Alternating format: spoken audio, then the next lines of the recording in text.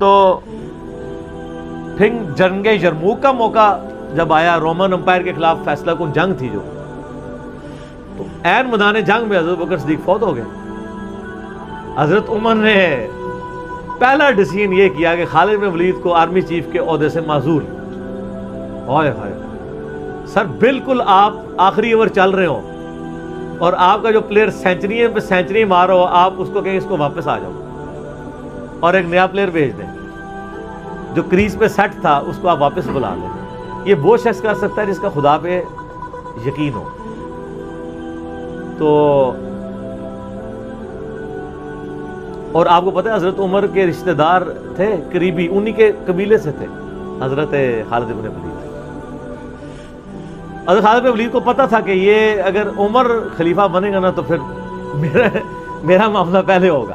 اور وہی ہوا، ابو عبیدہ ابن جراح کو بنا کے بھیج دیا. لوگوں میں بڑی چیمہ گوئیاں شروع ہوئی کہ لو جی سب سے بڑی آرمی کے خلاف جنگ ہو رہی ہے، سب سے بڑی سپر پاور، اور عین میدان جنگ میں یہ ڈیسیژن کر دیا ہے، اگر مسلمان ہار گئے پھر کیا ہوگا، یہ وہ اللہ نے فتح دے دی. فتح ہوئی تو اب جب لوگ آ کے مبارک باتیں پیش کر رہے ہیں، پھر حضرت عمر نے آ کے مسجد نبی میں خطبہ دیا. انہوں نے کہا خدا کے لیے میں تم سے یہی تو چیز ختم کرنا چاہتا تھا کہ یہ فتوحات خالد کی وجہ سے نہیں ہو رہی، رب خالد کی وجہ سے ہو رہی ہے. کل کو خالد نہیں رہے گا تو تم کیا سمجھو گے کہ اسلام ختم ہو جائے گا؟ اسلام نے تو آگے چلنا ہے. ٹھیک ہے. پھر انہوں نے کہا میری دوسری حکمت یہ تھی کہ مجھے پتا ہے کہ اب یہ رومن امپائر مسلمانوں کے پاس آ جائے گی، بیت المقدس بھی فتح ہو گیا پھر بعد میں. تو خالد ابن ولید جو ہے یہ جنگ کی فیلڈ کا ماسٹر ہے، اور جب کوئی علاقہ فتح ہو جاتا ہے پھر کسی جنگجو کی وہاں گورنر لگانے کی ضرورت نہیں ہوتی، بلکہ کسی ایسے شخص کو گورنر لگانے کی ضرورت ہوتی ہے جو ہیومن انسٹنکٹ سے واقف ہو، جس کو ہیومن مینجمنٹ آتی ہو. تو خالد تو ہمیشہ تلوار کے ساتھ ہی کھیلا ہے، اس کو ہیومن مینجمنٹ نہیں آتی. تو میں نے اس شخص کا انتخاب کیا ہے جس کو سب سے زیادہ رسول اللہ صلی اللہ علیہ وسلم کی صحبت کا شرف حاصل ہے. اور بخاری مسلم میں حدیث ہے کہ نبی علیہ السلام نے فرمایا کہ ہر نبی کے ساتھ ایک امین ہوتا ہے،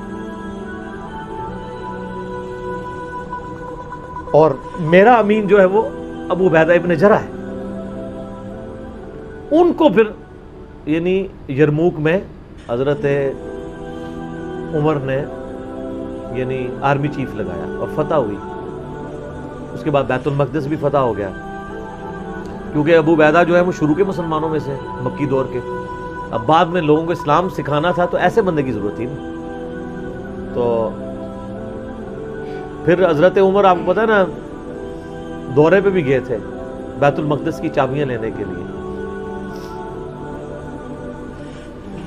تو وہاں پہ کئی واقعات ہیں، ان میں سے ایک جو واقعہ ابو عبیدہ کا جو کہ ذکر ہوا ہے، تو اس کے بعد حضرت عمر ابو عبیدہ کو کہتے ہیں مجھے اپنے اب آپ آفس میں لے چلو.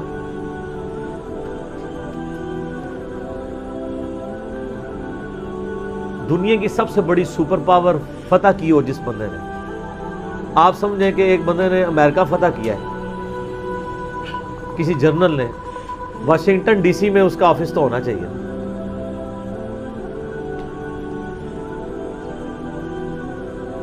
حضرت عمر رضی اللہ تعالیٰ عنہ کو ابو عبیدہ جب اپنے یعنی آفس میں لے کے گئے تو آفس کیا تھا؟ اسی قلعے کا ایک پرانا سا کمرہ جس کے ایک کونے کے اوپر مصلی بچھا ہوا ہے، ایک وضو کی جگہ ہے، لوٹا پڑا ہوا ہے. یہ کل کائنات ہے اس آفس کی جو سب سے بڑی سپر پاور کو جس بندے نے گرایا ابو عبیدہ ابن جراح نے.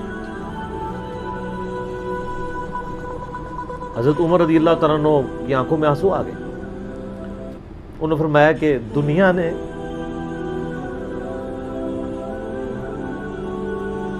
ہر بندے کے اوپر اپنا اثر چھوڑا ہے سوائے ابو عبیدہ ابن جراح کے.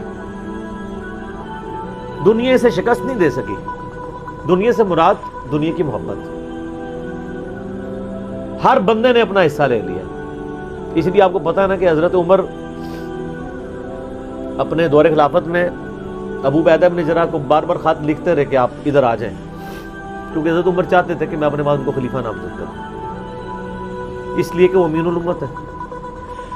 لیکن وہ پھر حضرت عمر کے دور میں طاعون کے مرض میں وبا جو پھیلی تھی شام میں، اس میں وہ پھر شہید ہو گئے، اور وہی ان کا پھر وہ قبر بن گئی. سر میرا سوال ہے کہ طاعون کا مرض آپ کو پتہ ہے کہ کیا تھا؟ جسم پہ پورے پھوڑے نکلتے تھے کینسر کے. تو کیا حضرت ابو عبیدہ ابن جراح ناکام گئے دنیا سے؟ کہتا ہے جی کوئی بندہ مرا تھا، بڑا نورانی چہرہ تھا، یہ تھا وہ تھا. ہر بندے نے اپنے بنائے ہیں. ایک بندہ پھوڑوں کی تکلیف سے مرا ہے. بخاری مسلم کی حدیث ہے جو طاعون کے مرض میں مرا وہ شہید ہے. تو وہ مرے تو بستر مرگ پہ ہے لیکن شہید ہے.